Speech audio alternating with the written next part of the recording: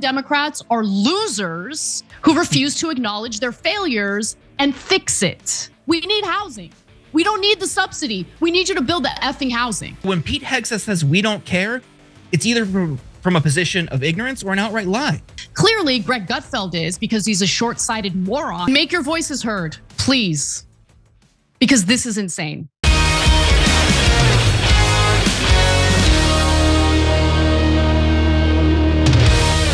In response to this, Charlie Kirk posted what you would expect him to post, essentially attacking the federal judge here because there's absolutely no respect for our system of checks and balances whatsoever. These are people who do not at all value our Constitution, how our government is supposed to work. These are the same people who cry about government becoming too big, too authoritarian, too controlling. And at the same time, they aid and abet that process when their favorite person is in the White House. He writes, breaking, Obama appointed district court judge Theodore Chong has ordered the restoration of USAID, claiming its shutdown violated the United States Constitution. In case it wasn't explicit enough that the only two clauses of the left's Constitution were thou shalt not open borders and all American money will be spent abroad. You want to talk about American money being spent abroad? We're starting a war with Iran on behalf of Israel. How many billions of dollars is that going to cost American taxpayers, Charlie Kirk? No concern about that, because when it comes to Israel, American taxpayers are nothing more than an ATM, and it's disgusting. So you want to talk about wasting money? Let's talk about the fact that we're wasting money aiding and abetting Israel's genocide on Palestinians in Gaza, which we're going to talk a little more about later on in the show. Elon Musk, quote, posted that on X, simply saying, indeed. These people don't value our system of government, our checks and balances, and they love big government, absolutely love, solidifying more and more power in the executive branch to the point where, as I mentioned in a previous story, where the Trump administration and its DOJ essentially ignored a federal court's order, don't really value the judicial branch, just want to make decisions as they please, deport individuals or punish individuals with no due process. It's sick. And again, it's easy to be supportive of what the Trump administration is doing if you side with him on these policies. But that's the trick here. Just because you agree with his policies doesn't necessarily mean you should agree with the process. And in the case of deportations with no due process, we're talking about the erosion of due process, not just for undocumented immigrants, but obviously if you allow that to happen with undocumented immigrants, that's going to eventually extend to American citizens as well. And in this case, just deciding, yeah, we're going to lie in the courts and pretend as though Elon Musk is not the head of Doge. It's just pathetic. Okay, the president is not the king. We have a system of government where we're supposed to prevent one branch of government becoming too powerful, but Trump doesn't respect that. His administration doesn't respect that.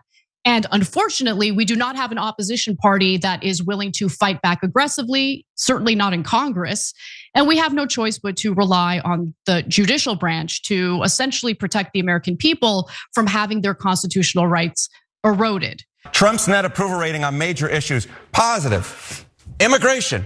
Honestly, Biden bungled the border issue so much, and Democrats tried to gaslight American voters so much about that issue.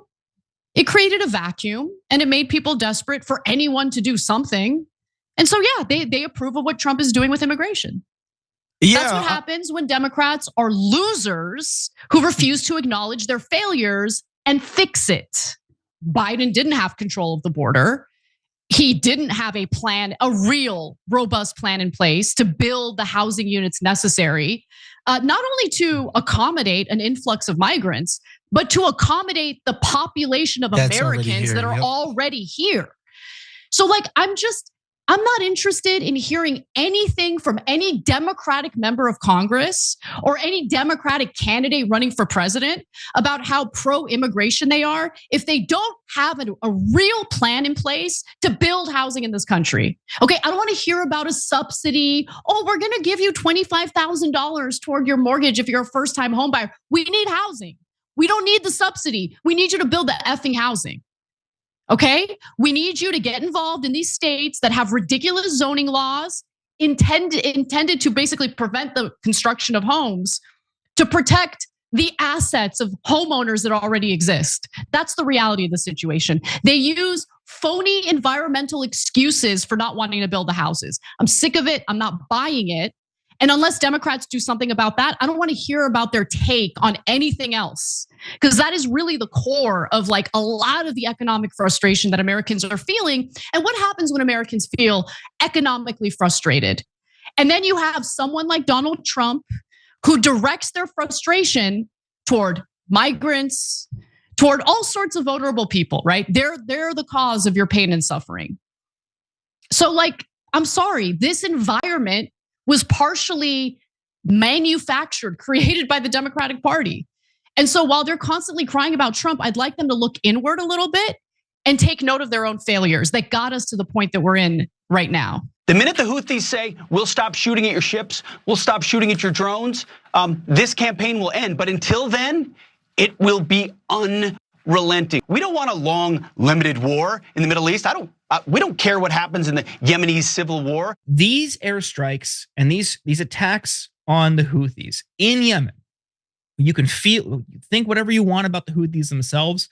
This is a furtherance of an illegal war that the US has been waging in that country for a decade now, over a decade. Obama did it, Trump did it in his first term, Biden did it, now Trump's doing it again. Pete Hegseth says, we don't care what happens in the Yemeni civil war. Then why was the US explicitly supporting the Saudi Air Force in that civil war? Why? If we don't care, why are we doing it? Without the US's support of the Saudi military, that war would have been over immediately. To say it was instrumental and consequential is an understatement. Without the US's support, that would have been over. But we did it, and we helped enforce a blockade that prevented oil, that prevented food and medical supplies from entering that country, that created a famine and starvation and hunger and suffering that until the war in Gaza was the worst humanitarian crisis in the world. That's what your taxpayer dollars are doing. And that's what our military is doing. So when Pete Hegseth says we don't care, it's either from a position of ignorance or an outright lie. He might not care what happens to people in Yemen, but the US military and the national security state and the US government certainly does. I don't love the fact that I keep thinking about Tucker Carlson, of all people, being correct on the issue of Iran and urging the Trump administration to avoid engaging in a war with Iran on behalf of Israel. But we're gonna do it anyway, because Tucker Carlson doesn't own the government. The Israel lobby owns the government. And who cares about American soldiers? They're expendable. Who cares about civilian lives?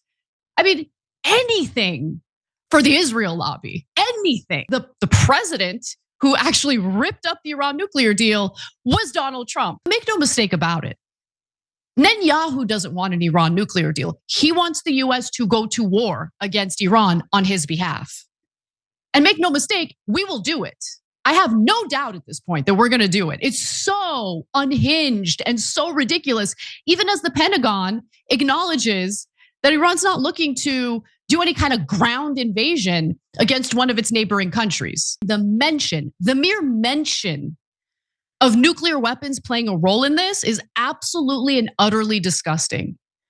So I have no malice toward Trump voters. These are ordinary Americans. We live in a democracy. They get to vote however they want. But I just hope that for those who are persuaded to vote for Trump over Harris because they were worried about war spreading, they were worried about World War III, they were worried about nuclear war, get a load of what's happening right now and what the Pentagon is considering. Are you okay with that? Because if we have any hope in preventing this from happening, it's not gonna come from me. It's not gonna come from members of the Democratic Party. They're pathetic as it is. It's going to come from rage and anger from Trump's base. And so I'm begging them to really think about what the consequences of this would be for the American people. And make your voices heard, please. Because this is insane.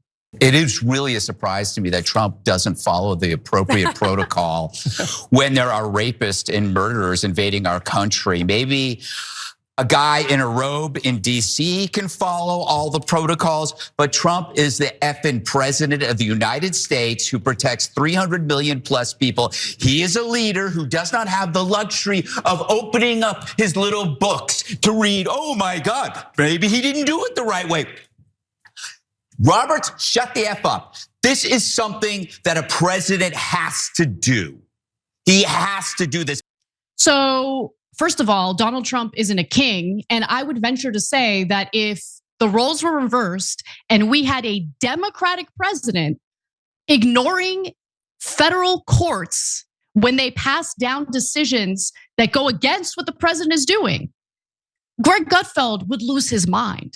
But the notion that the president is above the law, can essentially violate people's rights. And by the way, I mean, was there any due process? Who has adjudicated whether or not these immigrants, these Venezuelans who were sent to El Salvador, were actually gang members who posed a threat to national security?